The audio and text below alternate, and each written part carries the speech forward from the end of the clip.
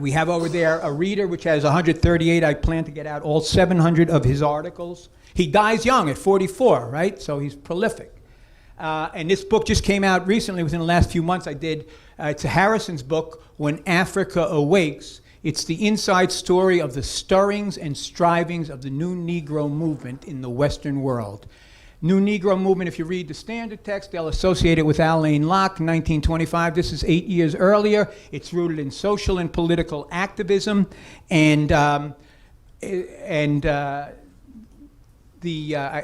thought I had one more slide there.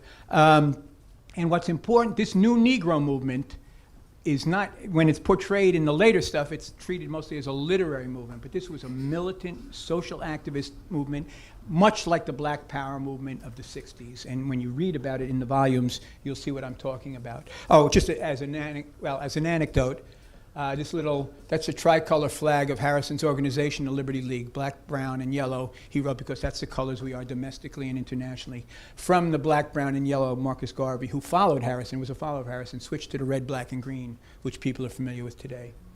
Going on. Here's J.A. Rogers, World's Great Men of Color. Book has gone through about 8, I think, reprint editions. And if you read theroot.com, people go online and read The Root, Henry Louis Gates has been doing a series based on J.A. Rogers for about the last year and a half.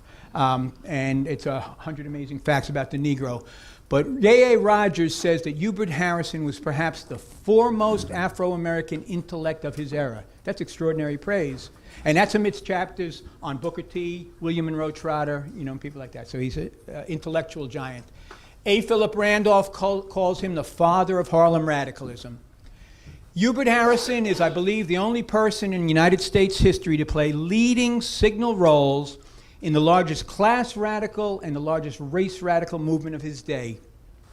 He's the foremost black organizer, agitator, and theoretician in the Socialist Party around its 1912 heyday.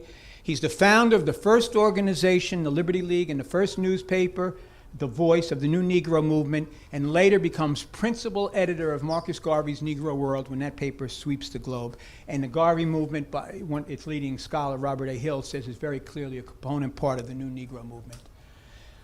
So here's, again, Harrison. He edits the paper, 1917, 1919. He edits a publication called The New Negro, 1920. His book, Locke, is later. Here's The New Negro, Harrison's publication, 1919, 6 years before Locke. Women of Our Race, Education in West Africa, White War and the Colored Workers, Two Negro Radicalisms, right? He is a radical internationalist. He's extremely knowledgeable on Africa, Asia, Mideast, America, and Europe.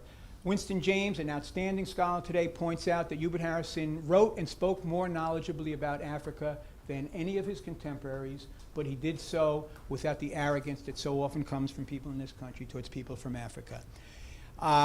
He writes on the Mideast and many developments there in terms of Islam. He spoke, although he's self-educated, he spoke or read to some degree 6 languages, including Arabic. In his last years, he was teaching himself Arabic and reading the Quran, not because he was religious, he was a free thinker, but because it was a religion of so many people of African descent.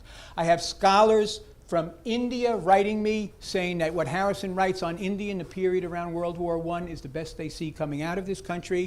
1926, when he's still alive, he never went to college a day in his life, but he delivers a series of lectures at NYU and at Columbia on the Canton Uprising, right? So he profoundly influenced a generation of new Negroes. In my books, I argue, and no one has seriously challenged, amongst his generation, he's the most class-conscious of the race radicals and the most race-conscious of the class radicals. And he emphasized, the common people, he lives, and someone spoke yesterday, and I really appreciated her point. Harrison lives at 231 West 134th Street. It's the most densely populated block in Harlem. He is of the people. He's not on high, right?